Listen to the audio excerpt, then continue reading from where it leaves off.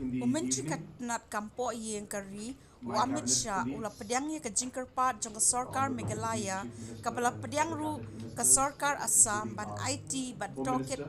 da ke Central had Bureau met of the Investigation Honorable Union Halor Home ke Minister, Jingjia Government of Mukroh India, West Jaintia Shri Hills Amit Shah haka ji, arfu tarik unai wing and we had hajar briefed him haka ba regarding ngut the ki breu kila sha unfortunate siat yap incident kentup san ngut ki that khasi took ha ki place pulit Assam in ya Mukroh village kani in la pentip West do Jente mentri Hills rangba ukon in ret ki Meghalaya sangma mentak a arfu couple south of days rek back, unai wing hajar where ar 6 hadian balaya precious kendo lives ya were lost. Amit Shah mentaka sngi ha New We Delhi explained and we gave today in the evening, my cabinet colleagues, Honorable Deputy Chief Minister and other cabinet ministers, including our Home Minister, had met the Honorable Union Home Minister, Government of India, Shri Amit Shah ji, and we had briefed him regarding the unfortunate incident that took place in Mukroh village in West Jente Hills in Meghalaya a couple of days back, where 6 precious lives were lost. We explained and we gave a detail of the different circumstances that led to the incident as per the information that was received by us. And apart from that, we have also seen that statements have come from the Honorable Chief Minister of Assam that the entire incident in the shooting that took place was unprovoked, and there was excess use of power by the police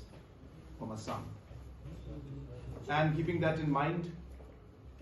we have requested the Government of India. Apart from that, we shared with the Honorable Union Home Minister that the root cause of the entire tension that has been building up in that area and other areas has to do with the long pending border issue between the two states. And different incidents have led to the situation becoming more tense, which ultimately led to the situation where about a couple of days back where this unfortunate incident happened. And therefore it is very important that all efforts should be made to ensure that the border dispute